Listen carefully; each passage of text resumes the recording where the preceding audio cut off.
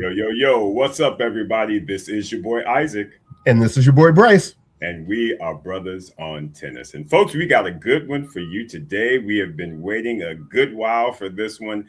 Ended up meeting this gentleman last fall at one of the Taste the Tennis events. Shout out to AYS Sports Marketing, Penny, Judy, the crew. We love you guys, but we had a conversation with this gentleman. He is the real deal, and so happy to have him here today. Bryce, I'm going to pass it over to you to give a formal introduction, and then we can get right into this. All right. Well, if you're in our tennis family, you know who this guy is, and maybe you were just introduced to him last year, but he is an Emmy award-winning anchor.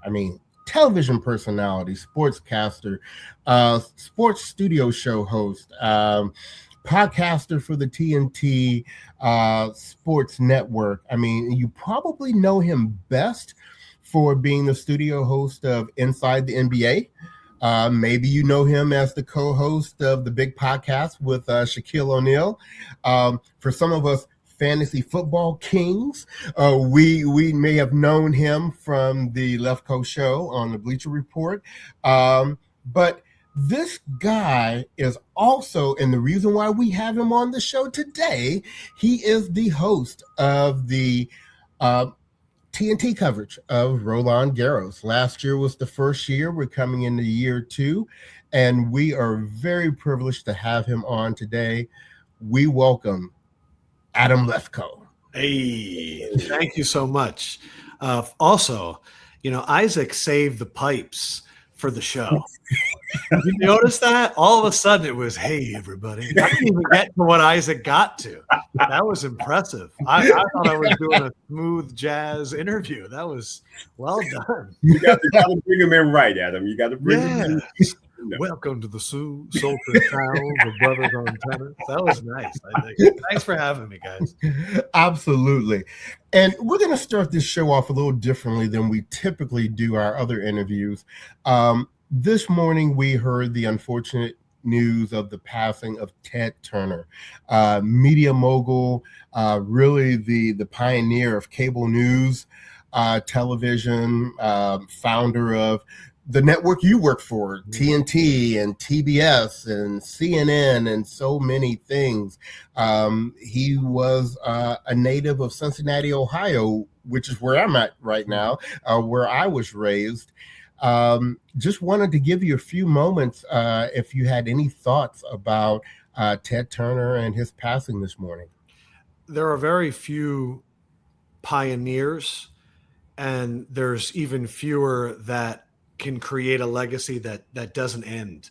And what he did, and to do it in Atlanta, when I go down there, I live in New York, but when I'm in Atlanta from almost all of the studio shows, there is a culture that is built in his likeness.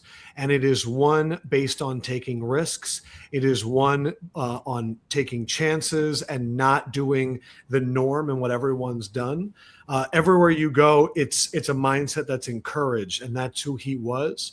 The coolest thing about working at TV networks are the people that have been there for decades, because the stories they have are crazy.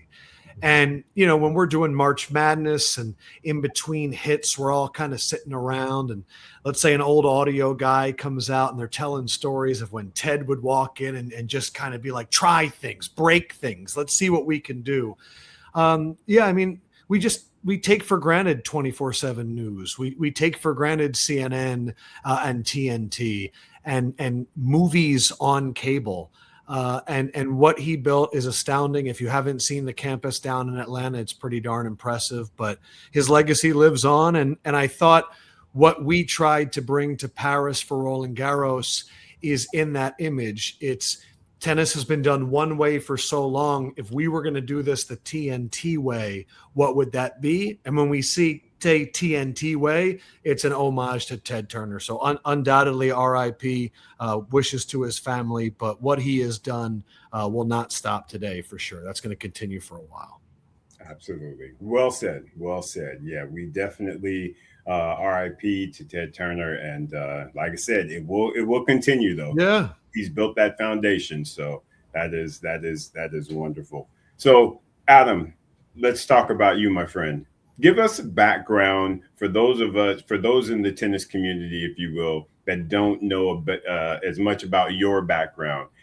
Kind of give them a little bit as far as kind of how you came up and the journey that you've had to get to the point where you're at right now.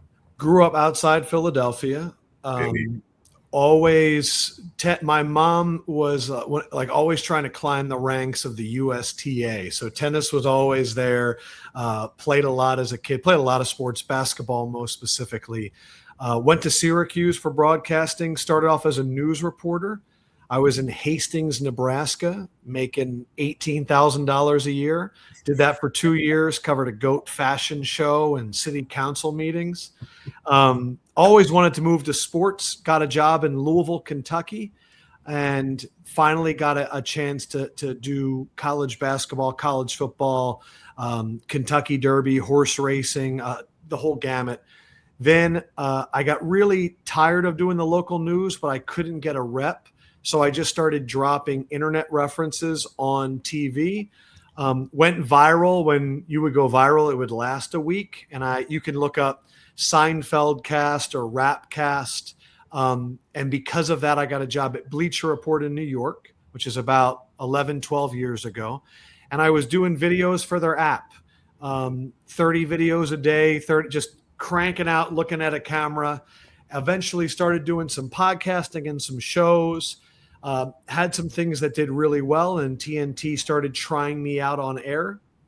I would say the big time when they really used me was the first match, which was the Tiger versus Phil for $9 million. That one golf match. I did a pregame show with Charles Barkley and Samuel L. Jackson, and I was very nervous, and it went well. And Charles afterwards was like, "I like this guy. We need to keep working with him."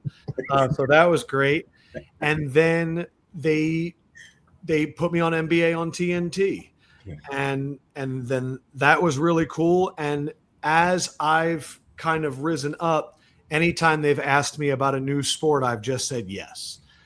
So there's boxing coming up. I just did Major League Baseball playoffs and regular season, college basketball, college football, and I would say right at the top now.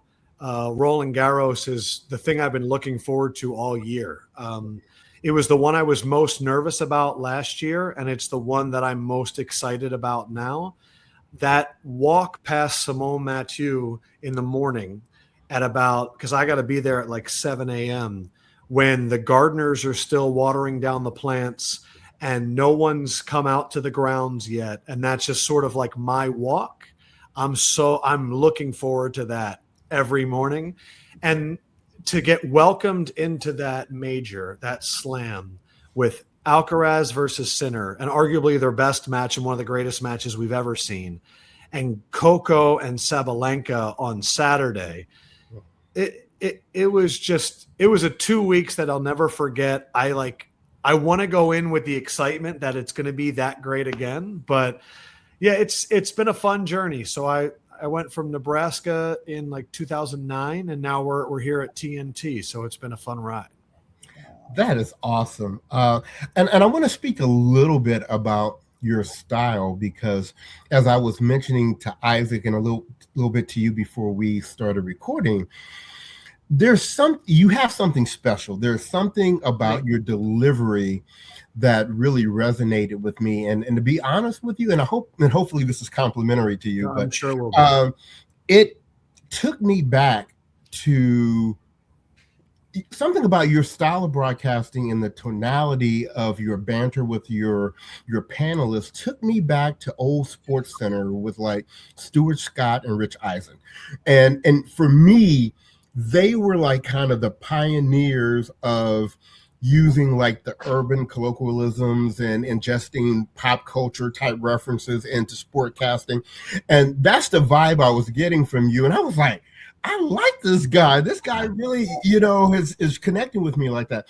Was this something, and I heard you talking about when you were doing the Seinfeld videos and all that, was that a strategy for you, or was it more just something natural to your personality I think you were bringing out? Yeah, one, like Stuart Scott's on my Mount Rushmore of people that have influenced me. So that means a lot to me, and I appreciate that. That was very kind. I always believe it's important not to fake it.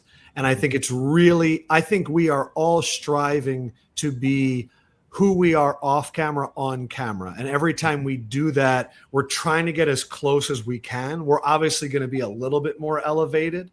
But I knew that especially doing tennis, the worst thing that I could do is try to be a tennis guy. And what I mean by that is what my idea of what tennis would be. I thought it would be more fun to treat last year as, let me ask questions that I genuinely have. Let me ask questions of these. Like I'm sitting there sometimes with McEnroe, Courier, and Agassi. And I'm going, it would be really idiotic for me to try and, what about this? Like, come on, if I'm a viewer at home, I want to hear from them. And I think it's and look, I just got done doing a lot of NBA, so a lot of those pop culture mentions, it's always going to be there, and it's something that I like. And I think we kind of saw a changing of the guard in terms of I know I saw it with ESPN in terms of analysts after our show, and I think we're ushering in a new era. It was the big three for a long time. And now when I look at the stars of this sport, almost all of them are under 24 years old on the men's and the women's side. And that's how they watch TV. So, I think dude, I'm really just going up there and being myself. And in my head, whenever I go, wait a second, can you explain that again? I just want the person at home to be like, this guy is asking the questions that I have right now to learn something or to be entertained. I got to hit one of those buckets. But in terms of my style at this point, I'm really trying to get as close to who I am, which is really hard to do, because when that red light goes on, you want to put on that character, but I try to fight that character. Well, it's funny because that's why I did like this. I think you have that X factor. I really feel like it is what you just naturally do. It feels like it's your natural personality. You're just that guy. And I like the fact that you're trying to be genuine about it and not be, and like you said, not bring on I'm this tennis guy now. And it's like, right. No, just like, it's kind of like the whole thing, stay in your lane, do the things that that will kind of bring out the best, if you will. Because I loved on the show when you were at the desk one time, and in fact, and we'll talk about this, when you had the queens. Oh my gosh. Which was Venus, Coco, and Sloane Stephens. And then to the right of you, I believe it was Eubanks and Sam Querrey. And you were like, us jabronis or something like that. I was like, dude, I loved when you said that, because to me, again, it's bringing out your personality. It makes you relatable. And it was just really great coverage on your part. So I do want to expand that and ask you, talk about that particular moment, if you will, because for us tennis fans, for folks of the culture, to see a Venus, a Coco, and a Sloane at the desk, I need you to give perspective on how you felt in that moment. When I tell you the stars aligned, it was like, I can imagine people are like, wow, what a great idea from TNT. I want you to know that Sloane was already on the desk. Coco was supposed to show up 15 minutes later than that. Venus was supposed to show up 15 minutes earlier than that. And it was just going to be something that we recorded, but it was going to be one thing with Venus, and then we'll figure it out, and then one thing with Coco.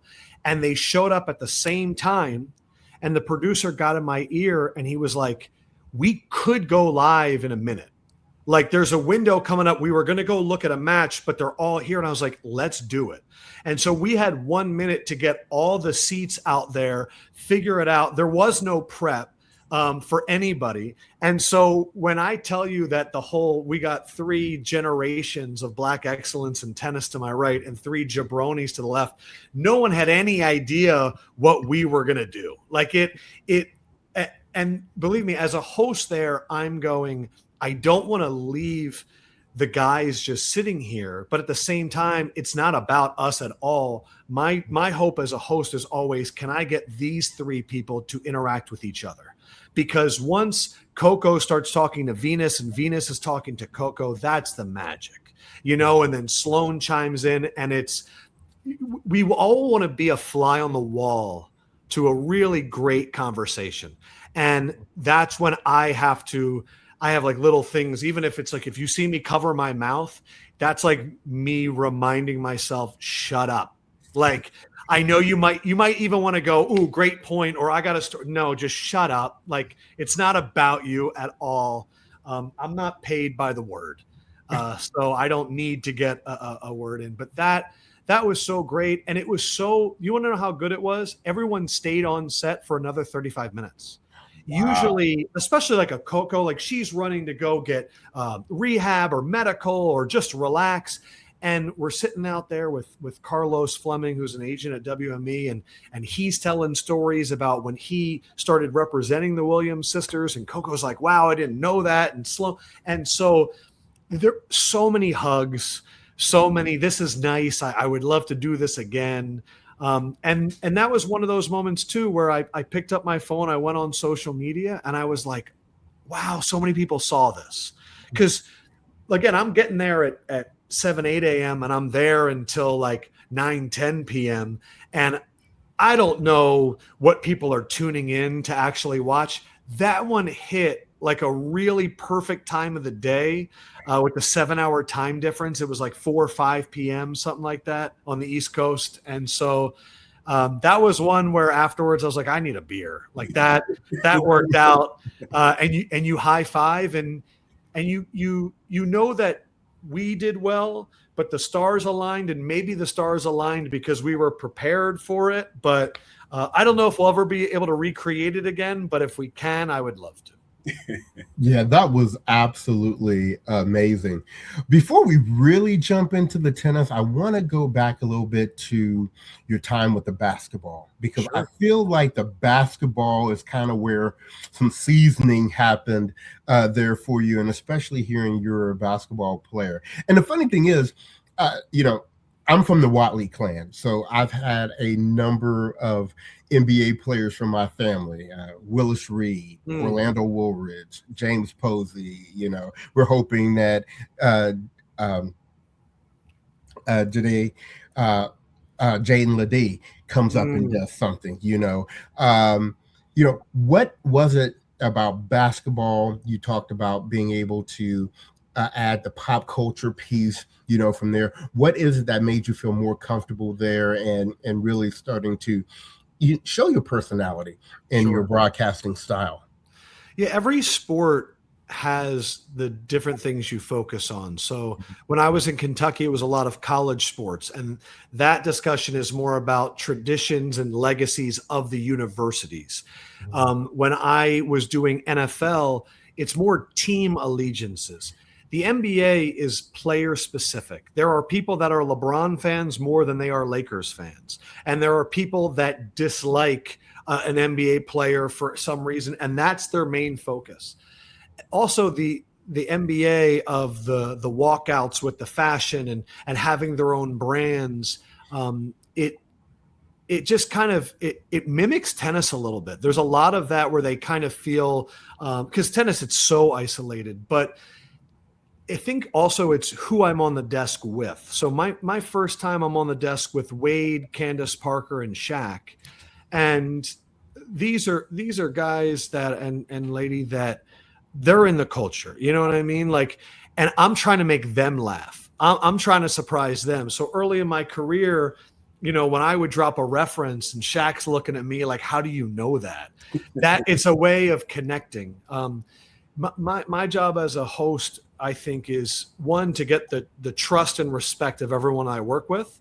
Then if we can be really good teammates, I ride or die for the people on my set. Like that's like Sloane, now that she's playing again, I'm texting her at 2 a.m. after a match, just so that she knows someone's watching her in Uzbekistan kill it, And I thought coming to tennis, it would be fun. Like I even had Ben Shelton come up to me and he's like, man, you're bringing that kind of basketball energy here right now. Like keep it going.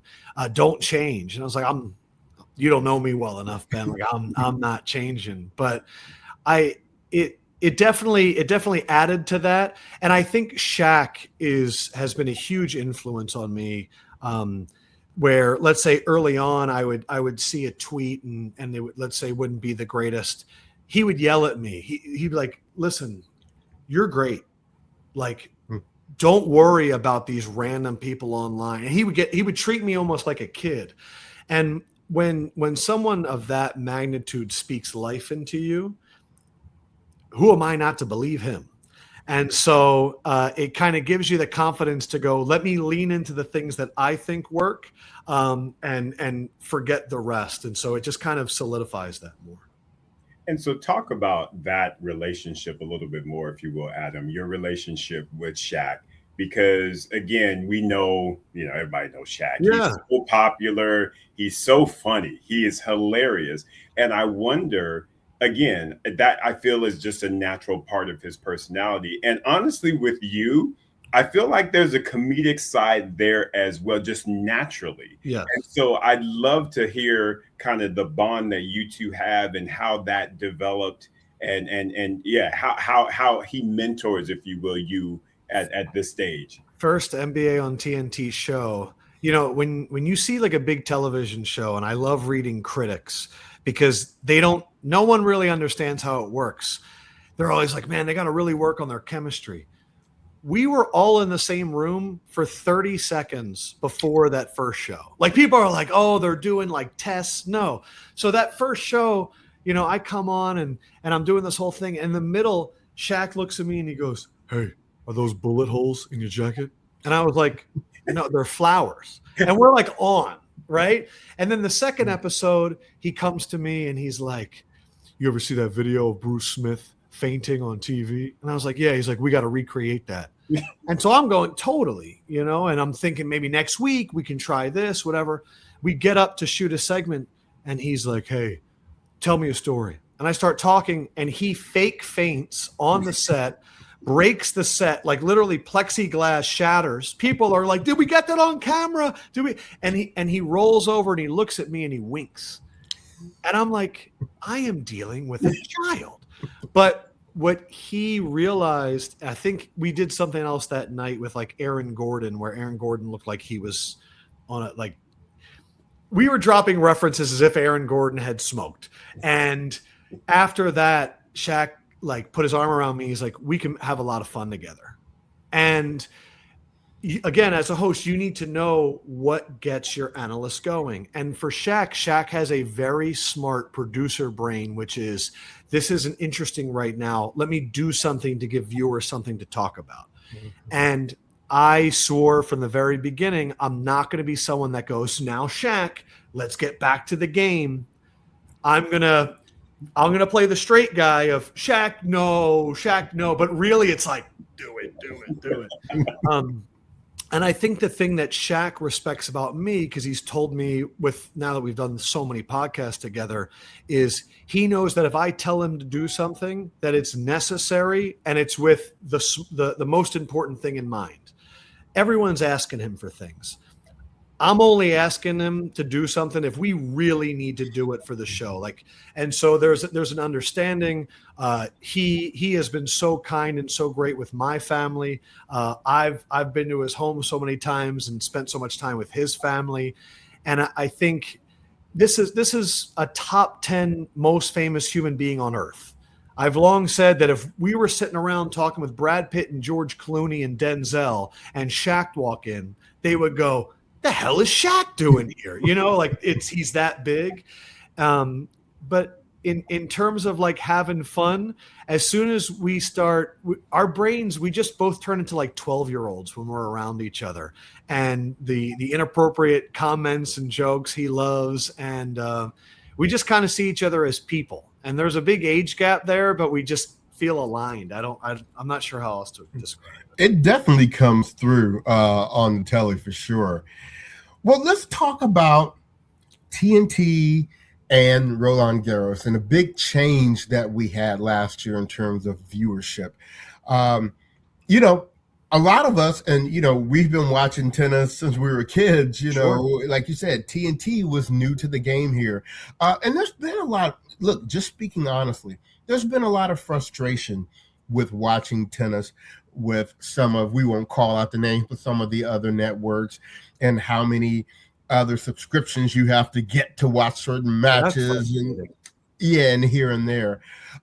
Was there an overall strategy from the TNT side of how you were approaching covering Roland Garros, and what things did you have to do individually to prepare for your coverage last year? I want to give a lot of credit to Craig Berry, who's the executive producer at TNT, and I believe he played college tennis. And that advantage of him loving the sport of tennis was every morning meeting, every time there was a discussion, he would go, well, how would tennis fans want to watch this? And so with the whip around show, he would even come to me on the desk midday, because I had never done it before, and been like, hey, when we go to somewhere and we check in, let it breathe. Like it was notes of someone that had watched so much tennis, and that was invaluable to me. And having HBO Max, where if you want to watch any match on any court, now that I've watched the other slams and I see that experience, I realize how rare it was. And it was super special. The other thing was not getting out of matches too soon. Like if last year, like let's say it was Draper Bublik, and I know that Alcaraz is about to start, we're finishing Draper Bublik. You can watch that somewhere else and then we'll get to it. But we're not going to skip around and suddenly you're ending a book halfway through. In terms of my preparation, I like to say it's changing inputs. So last year, as soon as I got done with NBA and March Madness in the beginning of April, and then I had to do NFL draft as well, I just watched Tennis Channel. It was the only thing I watched, to the point where you met my son beforehand. He was running out there and just yelling Alcaraz, or Mboko, because I was big on Mboko at the time. And I was watching, like the first time where I went, oh, I really need to study, was they put up a graphic of like matches coming up. And I looked and I was like, what flag is that? And I was like, oh, I have to learn international, backgrounds and all that. I'm like, well, why doesn't Sabalenka have a flag? I'm like, oh, tennis. So I spent a lot of that practicing how to say names, Junction Win, and get them down, because sometimes I learned this from March Madness. When you're trying to say Kalkbrenner, you say a name wrong and people will not listen to anything you have to say after that. So giving them the respect of their names was really important. And then it was really the first, and I just started to subscribe to as many podcasts as I could, and that was all I listened to. But also it was a nice ego step back of, I don't need to know everything. And it's okay to sit out on the set and be like, why is the drop shot so effective? I think sometimes we have to battle this in our industry of asking questions that we think are good questions to try to impress the viewer. Wow, what a great question. Instead of, what do you actually want to know? And what should the fans at home want to know? And that took a lot of pressure off. And then through osmosis, being out there and being in the green room for hours at a time and getting to just sit there with, like, Courier is such a genius. Like, he's brilliant. And I got to ask him the dumbest questions and he would answer. And so now, since then, I've literally watched tennis all year round. It's the one sport I pay the most attention to, because last year was so much fun. But it was the most intense preparation I had done, and I've looked forward to doing it this year, and getting back into it for the last few weeks has been great. That's awesome. That's awesome, Adam. One of the things I wanted to ask you, again, going back to the Courier references, you had opportunities to, like, sit on the desk with Lindsay Davenport, and just give us kind of your feedback on individually, what were some of the little things that you were able to pick from each of them that helped you in last year's coverage? Like, I remember early on in a production meeting, and we were talking about Sabalenka slamming her racket at the US Open the year before. And we got up to the desk, and Lindsay saw the rundown, and she was like, "We're not going to show that video, are we?" And the NBA side of me was, "What do you mean?" Like, I remember LeBron walking off, and he took his Cleveland jersey off, and you're like, "Oh man, where's he going to go?" I was like, "That's great video." And she goes, "Adam, you need to understand the tennis world. That's not something that we should be airing." And Lindsay taught me a lot about the psychology of the athletes and the mentality, and all of them. I had to realize I'm moving from a team sport to an individual sport, and the pressures that are on these athletes from their family, their friends, from their sponsors. Sometimes it's very isolating. That was a new process to learn. Courier was what he really taught me. I mean, golly, so much. He would understand the background of all these athletes, and he would know the coaches, and what Courier could do. Like, I literally talked to him on the phone yesterday, and he was talking about Sinner and what he's added to his serve, and he can see the granular aspects of the game that I really wish sometimes you guys could see during a match, how the analyst comes up with the Hawkeye and the graphics they want to build, because oftentimes that's the analyst's idea. So Jim will be the one that will go, "I feel like he's coming up on his second serve when he's receiving it. How can we show that?" And so he's looking at, I'm still watching the ball most of the time, And I asked this to Lindsay last week, and she was like, "You need to see how much are they moving their opponent? Are they making them go wide?" And so I can willingly admit I don't know that yet. McEnroe is like working with Barkley in that I have a rundown. You're probably going to take me in a different direction, and it's my job as a host to just follow you. John's going to go out there and go away, but then he has like these moments of clarity where you're like, wow, I would have never thought that before. And he's so accomplished. Same thing with Chrissy Everett. Just the understanding of championship moments is something that I will never get. Sam Querrey, Caroline Wozniacki, what I thought was so cool about them was as soon as the current athletes saw them, they relaxed. So as soon as Zverev walked in and he saw Wozniacki, it was like hug and kiss and how are the kids and all that. And I would just go to Caroline all the time, like, "You just made my job so much easier." Because usually I have to like make them trust me. So that was really cool. I'm trying to think. And then Agassi. Oh, yes. It's a beautiful mind. It's and he really has and I respect him for this, a disdain for gotcha TV discussion of, okay, you got 15 seconds. Tell me why he's the greatest of all time. Sorry, we got to get to commercial. And so with Agassi, I would literally tell the producers, I'd be like, can we combine 2 segments and do more commercials so that Agassi can feel like that Andre could feel like he could really tell a story. Yeah. And I mean, just the breakdown he did last year of how Alcaraz changed his swing pocket was something that he saw that I don't think many other people would see. And he's a little bit like Chuck too, in that when he's talking, I have to remind myself, you're not watching, you're on TV. Because sometimes I would just be like, wow, that was awesome. And be like, oh, my bad. Sam, what do you think? And that's a sign of a special brain. And those are the people that you get really excited to talk to. As an add-on to that question, the Eubanks also, like, I've already told him, and I've told a lot of the producers. He did it once or twice for us last year, where like he went to the board and broke something down.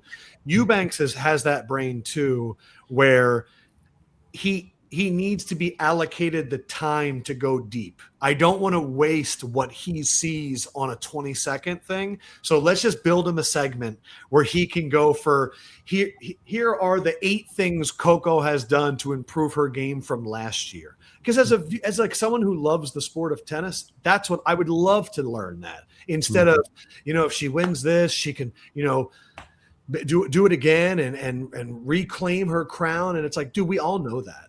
Tell me something I don't know. And he's so good at that. Yeah, he could be like a tennis version of Steve Kornacki. Yeah, totally. So as an add-on to Isaac's I just question, thought of what Shaq would say, but I can't say that. Who is someone? Oh, yeah. Who is someone from the tennis world that you would love to have on the desk that you've not worked with? So Djokovic was awesome last year, and the most thoughtful answers that I had in quite some time. I asked him about what did that dirt in there bring out of you, and he just started going. And so my first thought afterwards was, I need to talk to Rafa and Roger. And I feel like during this Roland Garros, the Rafa documentary is dropping on Netflix May 29th, and we start, I think, the 25th. So God willing, they're going to be like part of the promotional tour for the doc will be sit on the set, which would be amazing. He is the one player that he was my favorite during that whole run. And I can tell he's the one that has the most respect from all the players on tour, that constant determination, that unwavering view of what it requires. And so I would love to tap into that. Federer, I love really polished guys, trying to get them to break out of that.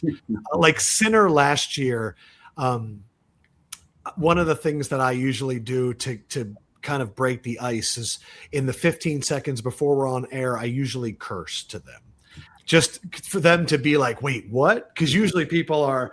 And so I just went up to him and I was like, you are a bad MFer.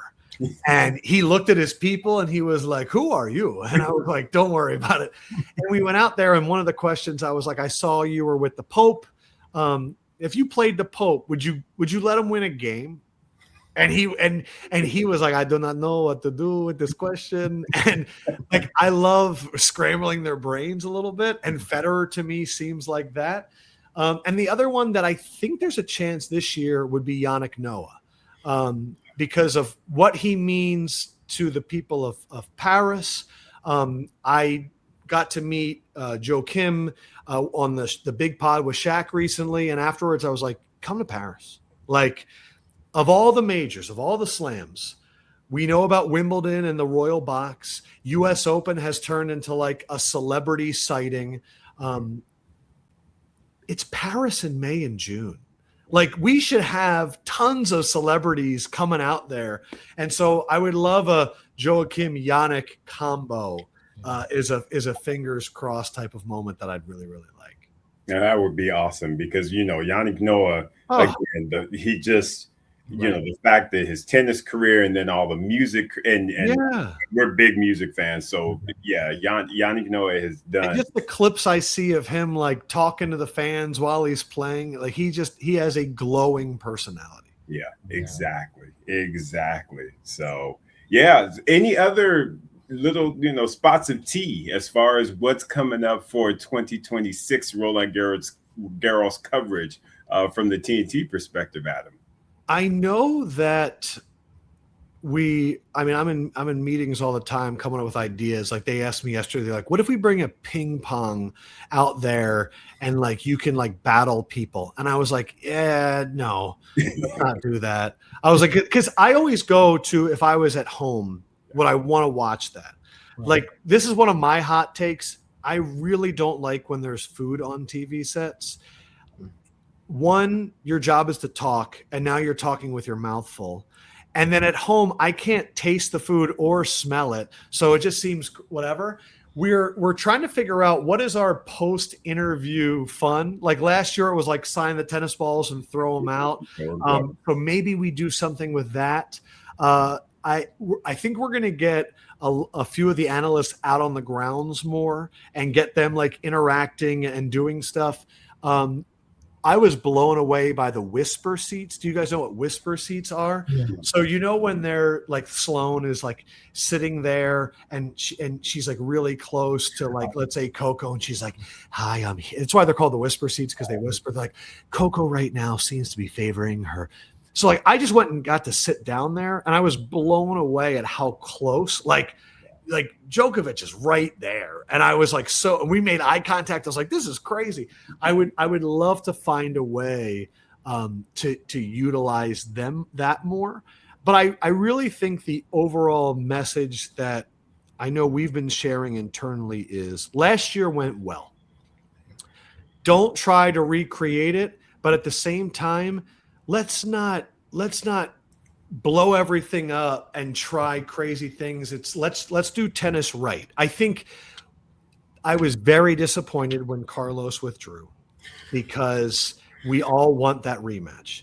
Yep. At the same time, I know there's going to be an energy of opportunity, because suddenly if you're on the opposite side of the draw as Sinner, you have a chance to make a slam final instead of having to go through both of them.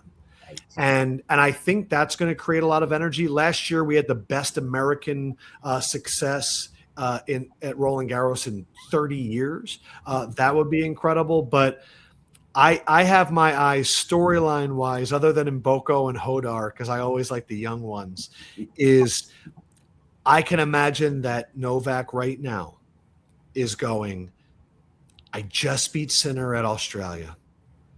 Carlos is out. Yeah. I could get 25.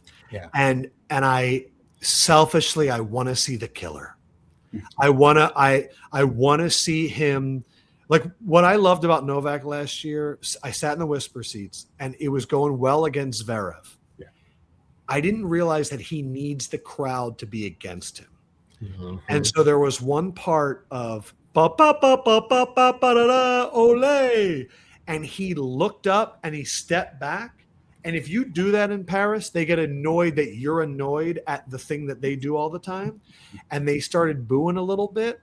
And I could see every part of his body just like lock in. And I want to see the killer. I want to see Novak smell blood in the water, and there's an opening there, and I want him to go for it, because that would be really, really special. You know, since we're talking about predictions, I have a couple questions for you. Sure. Totally agree with you on the men's side. I was so disappointed to hear that Carlos was out. Wanted to see him go for the calendar Grand Slam. And, you know, right now, it honestly doesn't look like anybody can stop Sinner. But I am curious about your thoughts on Arthur Fils. Coming up and being in front of his home crowd and what he might be able to do, particularly if he's on the other side of the draw from Sinner. And then I want to hear from you about the women, because I think there are a number of women that can make a case for the title this year. So Fils has the one thing you need, which is I need a special skill, and his is power. And that forehand is special. What he did last year in the match that eventually gave him the back injury, he was top tier. Like he like let the other guy win the fourth set just so he can come back and take the fifth. And now to see everything he's added with his new coach and the focus there, like he is top notch, and the crowd will be going crazy. I also think he's really cool. I'm biased. My son's full name is Prince Arthur. And so to see him out there with like the braids and the swag, like it's an energy that I love in all sports, but tennis especially, I think would be really, really cool.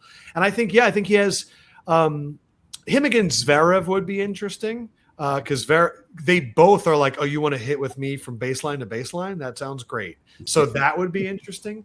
And I don't think Arthur will succumb to the pressure of Paris. When I watch him play, more than anyone, he's the one asking the crowd to get up. And so that gives me that there's not a fear there. I love Arthur Fils. Who was the other person you mentioned? Well, the women. Oh, was there someone before the women? Okay. But now that you're giving me an opportunity, is TNT going to do anything special for Monfils since this is his last year? Oh, I think like last year I'm curious what Roland Garros does. Last year they had that big ceremony for Nadal. We aired that uninterrupted. And then it was like, what guest can we have to talk about Rafa and the honoring at the center court with the footprint? If they do anything for Monfils, and I would imagine it's that first day, we're just going to have fun with that. And all of his matches he's just such a special talent. Now that you're saying this, I'm going to go back and hit up the producer and be like, let's just get best of moments and some of his rallies. Let's just let the rallies breathe. Because what I always thought was incredible about watching Monfils is how is he keeping this alive? Like how is this point still going on and the acrobatics that he does? For the women, I thought what was fast. The only other thing I'll say about Sinner is this playing over 4 hours and 20 minutes. When you're looking at his record and 5 setters and slams, he's 4-10 and all 4 on a hard courts. And then I go back to Grigor Dimitrov and how he had him 2-0. And then he had that pec injury. The only other one I thought about was we call him the Spizzler, Elliot Spizzeri. If you remember, he took the first set from Sinner, and then the third set, Sinner was cramping, and they went, we need to close the roof, so we're going to give 20 minutes. I was so angry. Because I was like, the Spiz is going to do it. So it's not like Sinner. Like Sinner, of course, I think I saw today, 88% of his matches he's won in 2 sets, which is bonkers. But there have been little tests. And I remember last year at Roland Garros where like there could be a chance. 5 setters are tough. The other thing I realized was right now on the men's tour, there are 5 players who have a win percentage of 750 or higher. On the women's tour, there's 10. And that's what's so fascinating about the women is like you have the reigning champion Coco, and I don't think she's going to be in the top 5 in terms of betting odds for Roland Garros because Sabalenka and Rybakina feel like they are at this level right now, especially on hard court where it's untouchable. And that does feel like there's a gap there. Coco's defense and the weather of Paris, if there's wind and they let that open, she's getting to every ball. You're not going to write off Iga because she's won it 4 times. And I remember last Roland Garros, they were plotting her demise and she made a run, I think to the quarters or semis and then went and won Wimbledon. And so her birthday is during Roland Garros. We got her a birthday cake and celebrated with her. She loves tiramisu. And so I think that brings a lot of life to her and she's gone through coaching changes. I would love to see my girl in Boko go on a run. To me, she's a little bit about matchups, but when she was in the 300s, she just kept playing tennis and the shape she is in and her ability now to get to more balls. And then the Toronto performance was incredible. Keys, Pagula. And I even feel like when I saw Osaka against Sabalenka recently, I was like, who is this?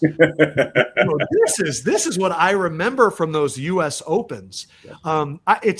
And then what we just saw, Kostyuk, doing backflips afterwards. So there's Mira Andreeva. You can go so deep. And then we're not even talking about the Italian. Last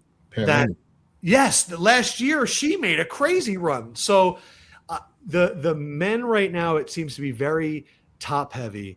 That's what's exciting to me about the women. Is anything could happen and the pressure mounts. But I'm obviously rooting for the Americans. I'd love to see someone like Parks make a run. I see the potential there all the time. And I think all it takes is the draw to kind of bounce your way. So the men's draw is, am I on Sinner's side or not? And then the women's side is fascinating because there's just great players all over the draw. But I don't know. Who do you guys lean? Like, do you have favorites, or do you just go whoever wins wins? Well, we definitely have favorites. So, but at the same time, as analysts, we try to kind of, give the logical, if you will. So for me, Sabalenka is the one that you should be looking out for. I would be shocked if she is not raising the Roland Garros title. But as far as who I would want to win, I would either want Coco to defend or I want Mboko. That's just that. Those would be my two. Bryce, I'll pass it to you. Same. And I would even throw, I would like to see Rybakina win because then that puts her halfway to the calendar Grand Slam. We know she can win Wimbledon. That momentum and energy build. Yes, we know she can win Wimbledon, and then you leave it right to the U.S. Open. For the men, I think that also brings the best out of Sabalenka. Yes, it does. It's like thank everything that is holy that Sinner and Alcaraz have each other. Yeah. Because if this was just Sinner, maybe he doesn't play as long. But right now, that motivation keeps them going, which is great. Right. Yeah. For the men.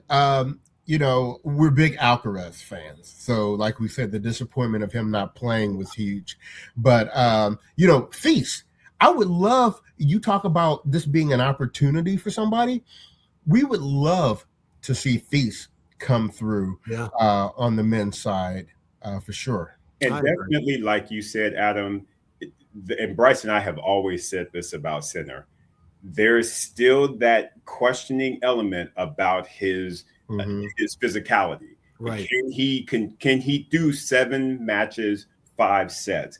Is there someone that can push him to that limit, like Spizzirri did on that ridiculous occasion where we were like, "What the hell is going on?" Wow. And he would. I honestly feel like he'd have got him if they hadn't done the whole. I thought so too. Thing. I was he's had cramping issues. Exactly. And this is like being like, Superman.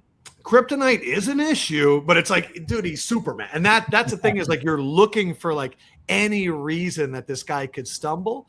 Yeah. But look, this Masters 1000s run that he's on last year, he didn't participate in any of it. So he kind of came into Rome and Paris very fresh. Yes. This is final. And so maybe there is going to be, but again, because he's so great, he gets 4 or 5 days off because he gets a bye, and it gives him a little bit of a chance. But opportunity, that is the word for Roland Garros this year. Right. Well, Adam, we are coming to the end of our time, but we wanted to turn it over to you. Are there any final words that you had or anything you wanted to share to the viewers? I think if you are a tennis fan, this is such a blessing that if you really go back a year or two ago, the fear of this sport was, where would we be once the big three left? And it was this, who is going to usher this into the new generation? And now when you look around at the men and the women's and you see all of these young stars, Arthur Fils is 21, Menchik is so young, Hodar, Fonseca, Alcaraz is 22. Then you go to the women's side, Coco Gauff is like 21 years old, and Andreeva and Mboko. And so it's a beautiful thing. And I just want to say to all the tennis fans out there, thank you for welcoming me with open arms. I was very nervous. It has been a blessing being here. And if you see things in TNT's coverage that you like and that you'd like to see improved, as you guys have done, hit me up on social media because I'll do my best to get it there. I'm really, really hoping we get to do this for a long, long time. It's a nice contract with TNT. I plan to be there. And thank you. And thank you to you guys for being so darn gracious and with all your kind words and doing so much for this sport. So thank you guys. Well, hey, Adam, just real quick. We pride ourselves on being very honest and very open because that's what our podcast is about, is being, just being who we are. And everything that we have said about you, we mean. You are a talent. I mean, like I said, the fact that you came in on the first year and you were able to just bring everything together and it was masterful. It really, really, truly was. So you just keep doing what you're doing because you're doing it right. Deal. Right. Well, all right, family. There you have it. We have Mr. Adam Lefkoe here at TNT Roland Garros coverage starting on the 25th. How about that? Of May. Can't believe it's here. Yeah, tune in. So on behalf of the podcast, this has been your boy Bryce. And this is your boy Isaac. And we are Brothers on Tennis. Everyone, be well.